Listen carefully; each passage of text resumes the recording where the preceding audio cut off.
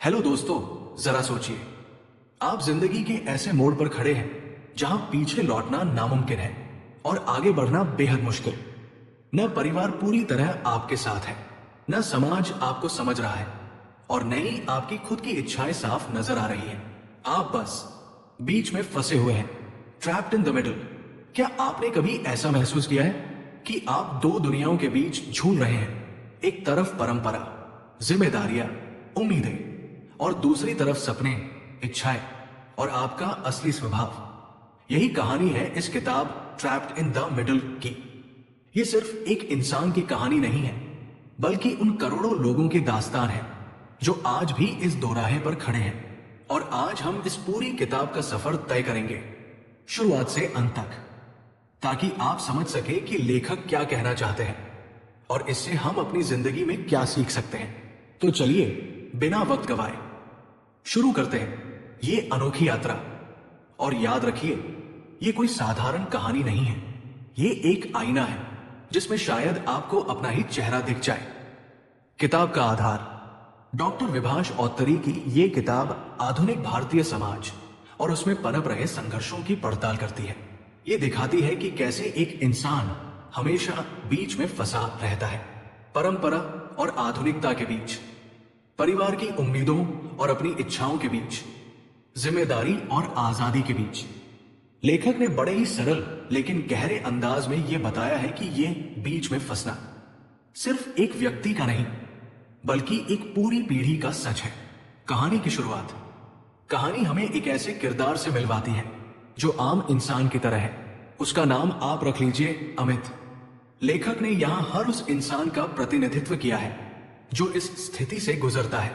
अमित एक ऐसे परिवार से आता है जहां परंपराएं बहुत मजबूत है, मां बाप की उम्मीदें, समाज की नजरें और रिश्तेदारों की बातें सब मिलकर उसके लिए एक ढांचा बना देती है। लेकिन अमित के दिल में कुछ और चल रहा है। उसे अपनी जिंदगी अपने तरीके से जीनी है, सपने पूरे करने हैं, और यहीं से शुरू होता है उसका बीच में फंसने का सफर। लेखक का नजरिया, लेखक बार बार ये बताते हैं कि बीच में फंसना कोई कमजोरी नहीं है, बल्कि ये दर्शाता है कि आप दोनों दुनियाओं को समझने की कोशिश कर रहे हैं, परंपरा को भी निभाना चाहते हैं और आधुनिक सपनों को भी पूरा करना चाहते हैं। लेकिन समस्या तब होती है जब दोनों दिशाएं एक दूसरे से टकरा जाती है। जरा सोचिए, अमित जब घर में होता है तो उसे कहा जाता है, तुम्हें हमारी इज्जत बचानी है, हमारे सपनों को पूरा करना है। लेकिन जब वो अपने दोस्तों के साथ बाहर होता है तो वहां उसे कहा जाता है, जिंदगी अपनी है, इसे खुलकर जीना चाहिए। अब अमित करे तो करे क्या? वो दोनों तरफ खिंच रहा है और इसी खिंचाव ने उसे ट्रैप्ड इन द मिडल बना दिया। सामाजिक दबाव, इस किताब का सबसे बड़ा हिस्सा समाज की उम्मीदों पर केंद्रित है। लोग हमेशा तुलना करते हैं, हर कोई राय देता है और धीरे धीरे इंसान अपनी असली पहचान खोने लगता है। लेखक ये सवाल उठाते हैं, क्या हम अपनी जिंदगी अपने लिए जीते हैं या दूसरों की उम्मीदों को पूरा करने के लिए? दोस्तों, आप भी सोचिए, क्या आपके साथ कभी ऐसा हुआ है कि आप कुछ और करना चाहते थे, लेकिन घर वालों या समाज के दबाव की वजह से आपको दूसरा रास्ता चुनना पड़ा? अगर हाँ, तो समझ लीजिए कि आप भी उसी कैटेगरी में आते हैं, ट्रैप्ड इन द मिडल। लेखक का संदेश, अगर इंसान अपने सपनों से समझौता करता है तो अंदर ही अंदर घुटने लगता है, और अगर वो परिवार या समाज से समझौता करता है तो अपराध बोध सताता है। इसलिए हमें यह सीखना होगा कि इस बीच से निकलने का रास्ता क्या है। दोस्तों, ये तो थी शुरुआत, अभी तो कहानी आगे बढ़ेगी, जहां हम देखेंगे कि अमित जैसे लोग कैसे अपने रिश्तों, करियर और समाज के दबावों से जूझते हैं, और सबसे अहम बात, उनसे हमें क्या सीख मिलती है। तो चलिए अगले हिस्से में हम और गहराई में उतरते हैं। लेकिन दोस्तों, कहानी यही नहीं रुकती। असली मोड़ तब आता है जब रिश्ते और करियर का सवाल सामने खड़ा हो जाता है, क्योंकि यही वो दो पहलू हैं जो इंसान की जिंदगी को या तो बना सकते हैं या फिर तोड़ सकते हैं। रिश्तों का जालमित जैसे लोगों के लिए सबसे बड़ी चुनौती रिश्तों से आती है। माता पिता की उम्मीदें, भाई बहनों की तुलना, दोस्तों का दबाव और रिश्तेदारों की दखलंदाजी। लेखक बताते हैं कि समाज में हर कोई सलाहकार बन जाता है, हर किसी को पता है कि आपको क्या करना चाहिए, लेकिन किसी को यह समझ नहीं कि आपके दिल में क्या चल रहा है। अमित की मां हमेशा कहती है, बेटा हमें तुम पर गर्व करना है। पड़ोसी शर्मा जी का बेटा देखो, अमेरिका चला गया है, तुम भी कुछ बड़ा करो। अमित चुपचाप मुस्कुराता है, लेकिन उसके दिल में तूफान उठ रहा होता है, क्योंकि उसकी चाहत कुछ और है। वो कला की दुनिया में जाना चाहता है, लिखना चाहता है, पेंटिंग करना चाहता है, लेकिन घर वालों को लगता है कि ये सब शौक है, करियर नहीं। प्रेम और दोस्ती का संघर्ष। लेखक यहां एक और संवेदनशील पहलू छूते हैं, प्रेम संबंध। अमित की जिंदगी में कोई है, लेकिन समाज और परिवार उस रिश्ते को स्वीकार नहीं करते। वजह जाति, धर्म, आर्थिक स्थिति या फिर लोग क्या कहेंगे। यही वो जगह है जहां इंसान सबसे ज्यादा टूटता है। वो अपने दिल की सुनता है तो परिवार छूटने का डर, वो परिवार की सुनता है तो खुद से नफरत करने लगता है, और यहीं पर इंसान सचमुच ट्रैप्ड इन द मिडल हो जाता है। दोस्तों, आप बताइए, क्या कभी आपके साथ ऐसा हुआ है कि आपके दिल ने एक बात कही, लेकिन आपके घर वालों ने बिल्कुल उलट? उस पल आपने कैसा महसूस किया था? वही दर्द, वही खींचातानी इस किताब के हर पन्ने में दिखाई देती है। करियर का दबाव। अब आते हैं करियर पर। आज के समय में करियर सिर्फ कमाने का जरिया नहीं है, बल्कि पहचान बन गया है। समाज आपको आपकी नौकरी और पैसों से आंकता है। अमित इंजीनियरिंग कर चुका है, लेकिन उसका मन कॉर्पोरेट की 9 से 5 वाली नौकरी में नहीं लगता। वो क्रिएटिव है, कुछ नया करना चाहता है, लेकिन घर वालों की राय साफ है, सरकारी नौकरी पकड़ लो या फिर मल्टीनेशनल कंपनी में लग जाओ, यही सुरक्षित है। लेखक बताते हैं कि यही सोच इंसान को घुटन देती है। अगर वो समाज की सुने तो अपनी पहचान खो देता है, अगर वो अपने दिल की सुने तो असुरक्षा का डर खा जाता है। बीच का रास्ता। लेखक यहां एक गहरा सवाल उठाते हैं, क्या कोई ऐसा रास्ता है जिससे इंसान अपने सपनों को भी जी सके और समाज की उम्मीदों पर भी खरा उतर सके? यहां किताब हमें समझाती है कि बीच का रास्ता खोजना आसान नहीं है, लेकिन नामुमकिन भी नहीं। इसके लिए इंसान को साहस चाहिए और संवाद की कला सीखनी होगी। एक रात अमित अपने पिता से कहता है, पापा, मैं जानता हूं आप चाहते हैं कि मैं एक सुरक्षित नौकरी करूं, लेकिन मेरा मन वहां नहीं लगता। अगर मैं वही करूं जो मुझे पसंद है तो मैं ज्यादा अच्छा कर पाऊंगा। क्या आप मुझे एक मौका देंगे? पिता पहले गुस्सा होते हैं, लेकिन धीरे धीरे उन्हें एहसास होता है कि बेटा सच बोल रहा है। लेखक बताते हैं कि संवाद ही एकमात्र रास्ता है। अगर हम चुप रहें तो दबाव और बढ़ता है, अगर हम झगड़े तो रिश्ते टूटते हैं, लेकिन अगर हम संवाद करें तो शायद बीच का रास्ता निकल आए। इस हिस्से से लेखक हमें यह सीख देते हैं, रिश्तों और करियर दोनों में इंसान बीच में फंसता है। यह फंसाव असली समस्या नहीं है, बल्कि एक अवसर है। अगर हम सही ढंग से बात करें, समझाएं और संतुलन बनाएं, तो धीरे धीरे रास्ता निकल सकता है।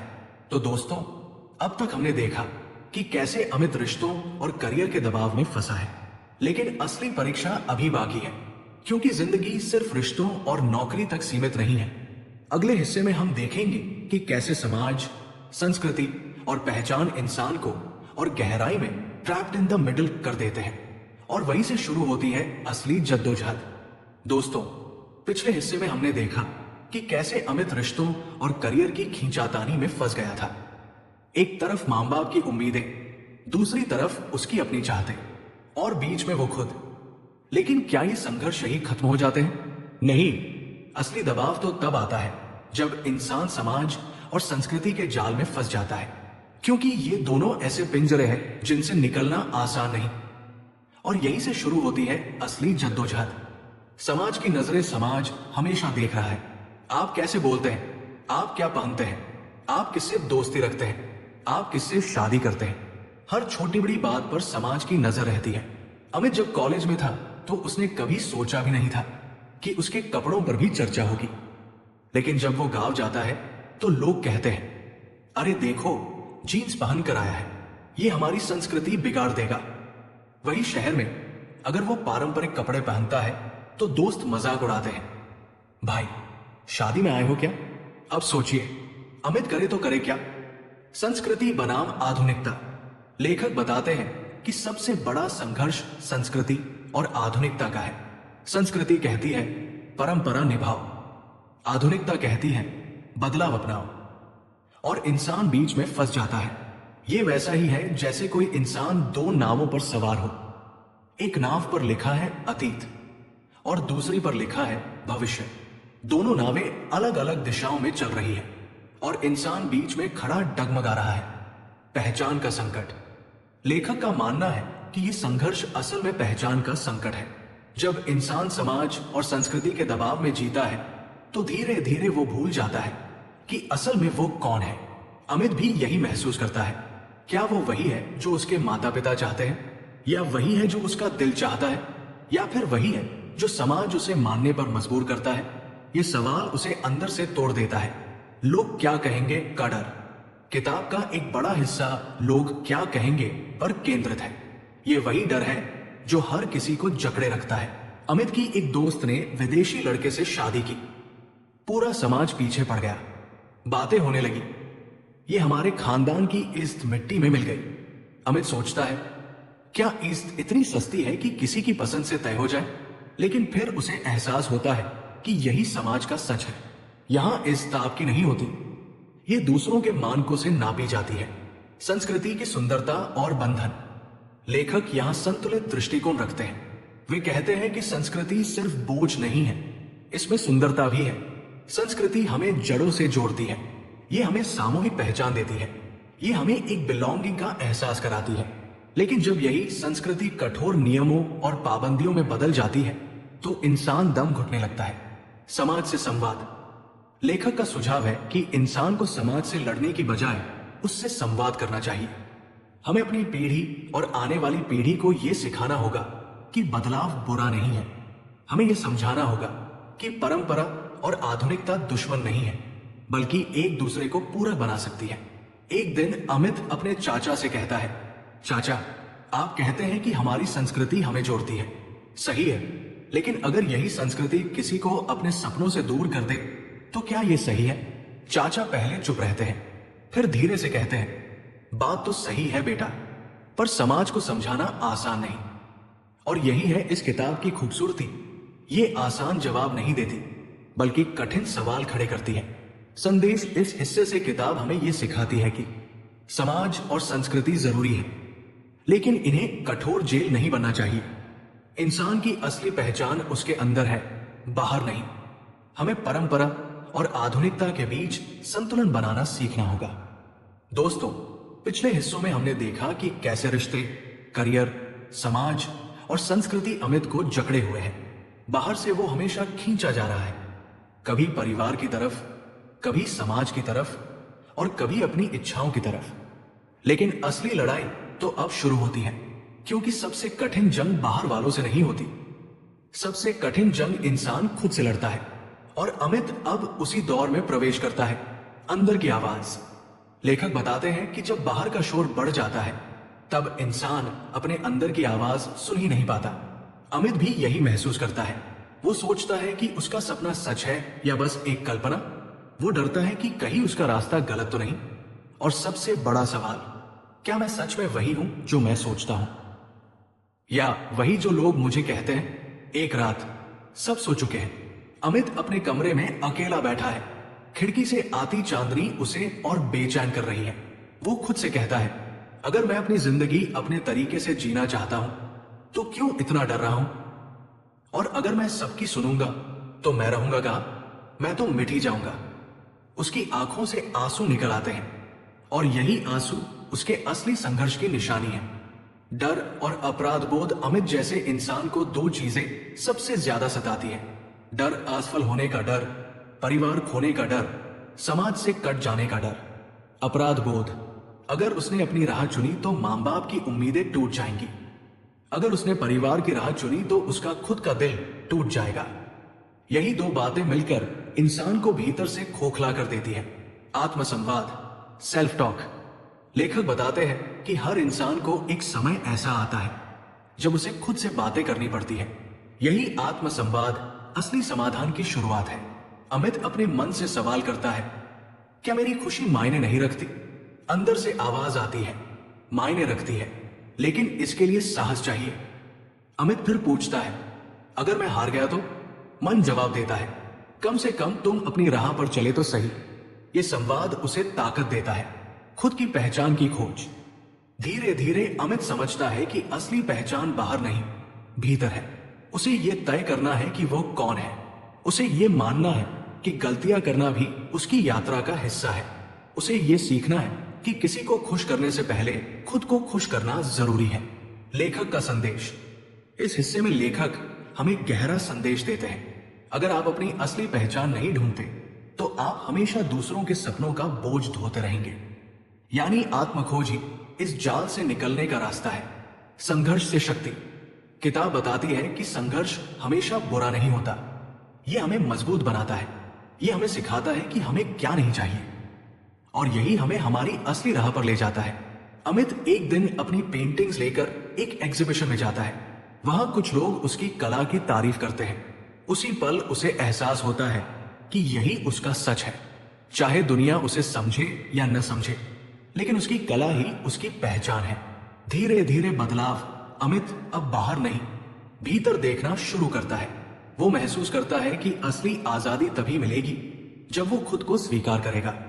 वो अपने डर को लिखने लगता है, वो अपनी भावनाओं को चित्रों में उतारने लगता है, और धीरे धीरे वो अपने भीतर शांति पाने लगता है। संदेश इस हिस्से से हमें ये सीख मिलती है, आंतरिक संघर्ष हर इंसान की यात्रा का हिस्सा है। अगर हम खुद से भागेंगे तो कभी सुकून नहीं मिलेगा, लेकिन अगर हम खुद को स्वीकार करेंगे तो बाहर की जकड़ने कम होने लगेंगी। तो दोस्तों, अब कहानी अपने अंतिम पड़ाव की ओर बढ़ रही है। हमने देखा कि अमित ने रिश्तों, करियर, समाज और अपने भीतर की जद्दोजहद से कैसे जंग लड़ी, लेकिन आखिरकार हर कहानी का एक निष्कर्ष होता है। और अब वक्त है ये समझने का कि ट्रैप्ड इन द मिडल से निकलने का असली रास्ता क्या है। तो चलिए हम पहुंचेंगे उस निष्कर्ष पर, जहां लेखक हमें उम्मीद, साहस और आजादी का संदेश देते हैं। दोस्तों, पिछले हिस्सों में हमने अमित की पूरी यात्रा देखी। रिश्तों की खींचातानी, करियर की जकड़न, समाज और संस्कृति का दबाव, और उसकी अंदरूनी जद्दोजहद। लेकिन अब हम पहुंच गए हैं उस मोड़ पर जहां हमें पता चलेगा, क्या अमित इस जाल से बाहर निकल पाया, और किताब हमें क्या संदेश देती है कि हम भी अपने जीवन में इस बीच में फंसने की स्थिति से कैसे निकल सकते हैं। बीच से निकलने का मार्ग। लेखक बताते हैं कि ट्रैप्ड इन द मिडल से बाहर निकलने का एकमात्र रास्ता है संतुलन और समझदारी। न तो पूरी तरह से बाहर वालों के दबाव में जीना, नहीं अपने सपनों को छोड़ देना, बल्कि बीच का रास्ता अपनाना, खुद और समाज के बीच संवाद स्थापित करना। अमित धीरे धीरे सीखता है कि परिवार और समाज की उम्मीदें उसे मार्गदर्शन दे सकती है, लेकिन उसे अपने सपनों को प्राथमिकता देनी होगी। वो अपने माता पिता से बैठकर खुलकर बात करता है, अपनी भावनाओं और डर को साझा करता है। और आश्चर्य की बात है, माता पिता भी समझते हैं कि उनका बेटा अपनी पहचान खोज रहा है। संवाद ने दीवारें तोड़ दी और रास्ता साफ हुआ। साहस और आत्मविश्वास। किताब बार बार यही कहती है, साहस ही पहला कदम है। डर को पहचानो, अपराध बोध को स्वीकार करो, और फिर सही फैसले लेने का साहस जुटाओ। अमित अपने मन से कहता है, मैं डरता हूं, मैं नहीं जानता कि सही कर रहा हूं या नहीं। लेकिन फिर उसके भीतर आवाज आती है, सिर्फ वही सही है जो तुम्हारा दिल कहता है, बाकी दुनिया तो सिर्फ राय देती है। आत्मखोज और व्यक्तिगत विकास। लेखक इस किताब में यह भी स्पष्ट करते हैं कि आत्मखोज ही हर संघर्ष का सबसे बड़ा समाधान है। अपने डर और ख्वाबों को समझो, अपनी पहचान को स्वीकारो, और अपनी जिंदगी को अपने तरीके से जियो। अमित के लिए यह यात्रा आसान नहीं थी। कई बार वो टूटता, कई बार निराश होता, लेकिन हर बार अपने भीतर की आवाज को सुनकर उसने आगे बढ़ना चुना। अमित अब अपनी पेंटिंग्स और लेखन में पूरी तरह डूबा हुआ है।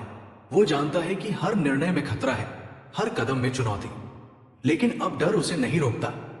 अब वो खुद पर भरोसा करता है, और यही है असली आजादी, जब आप खुद के लिए जीना सीखते हैं। किताब का मुख्य संदेश। अब हम सीधे लेखक के संदेश पर आते हैं। बीच में फंसना कोई कमजोरी नहीं है, यह संकेत है कि आप जिम्मेदार, संवेदनशील और जागरूक इंसान हैं। संवाद और समझदारी से रास्ता निकलता है। परिवार, समाज और दोस्तों के साथ संवाद ही संतुलन का आधार है। आत्मखोज सबसे बड़ा उपाय है। जब आप अपने डर, सपनों और पहचान को समझते हैं तो बाहर की जकड़नें कम हो जाती है। साहस ही पहला कदम है। डर को मानना और फिर भी आगे बढ़ना, यही जीवन का असली अर्थ है। श्रोताओं के लिए प्रेरणा। किताब सिर्फ अमित की कहानी नहीं है, ये उन सभी के लिए है जो जिंदगी के बीच में फंसे हैं, जो अपने सपनों और परिवार की उम्मीदों के बीच झूल रहे हैं, जो समाज की मान्यताओं और अपनी इच्छाओं के बीच संघर्ष कर रहे हैं और जो खुद की पहचान खोजने की कोशिश कर रहे हैं।